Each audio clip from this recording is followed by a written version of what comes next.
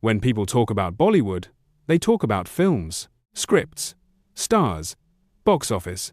But there's another industry running alongside cinema, quieter, faster, and often more powerful: public relations. Not the red carpet kind, not just interviews and press junkets, but a full parallel system where narratives are built, protected, traded, and, when necessary, repaired. Because in modern Bollywood, perception isn't a byproduct of success, it's a managed asset, and the PR machine is the system that manages it.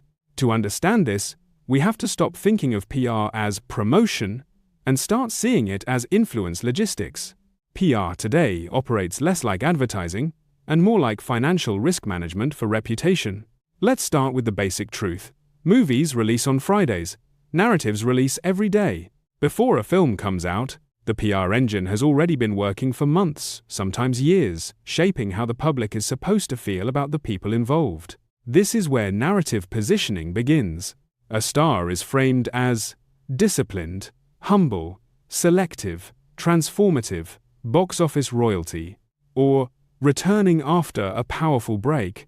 These aren't random adjectives, they're positioning statements. They guide how journalists write profiles, how talk shows frame questions, how fans interpret behavior, and most importantly, how investors and brands assess risk. Because PR doesn't just talk to audiences, it talks to stakeholders. Now here's where the machine becomes more sophisticated. PR isn't just about pushing positive stories, it's also about controlling the cycle of attention. Every celebrity exists inside what we can call an attention timeline. When attention is fading, PR creates activity. A new project announcement, a transformation photo, a viral quote, a public appearance. Not because news happened, but because attention is a resource that must be refreshed. Attention drives relevance. Relevance drives market value. And market value affects everything from casting fees to endorsement rates. This is why PR teams track visibility almost like stock performance.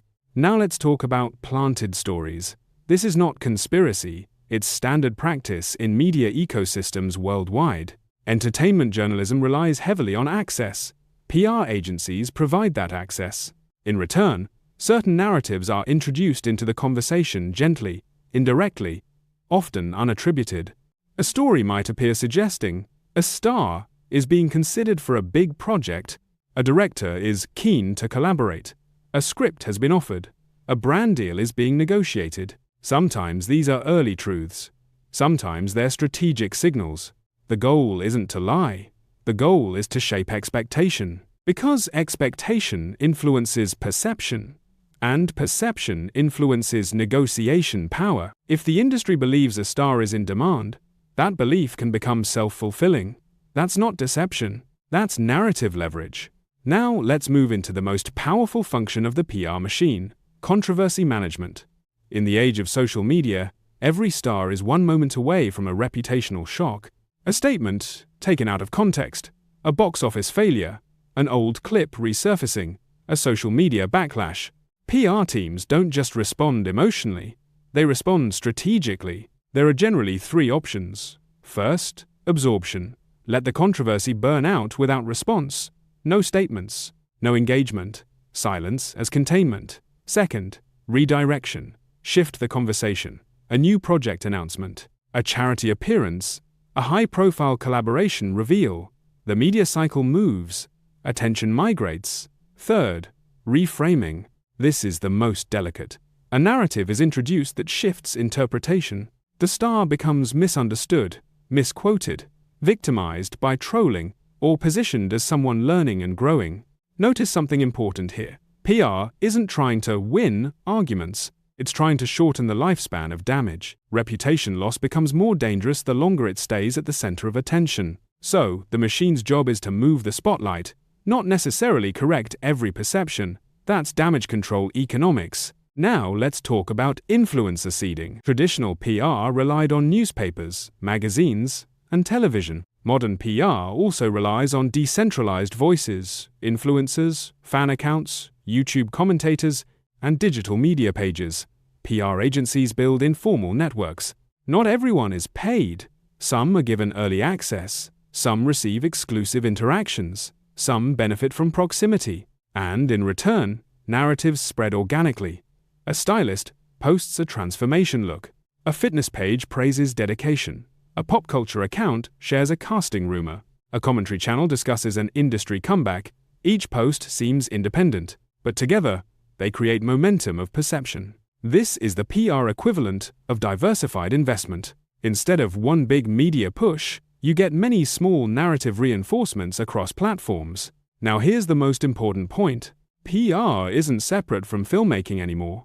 It's integrated into the financial architecture of the industry. Before a film is financed, producers consider star image stability, brand friendliness, controversy risk, media narrative control.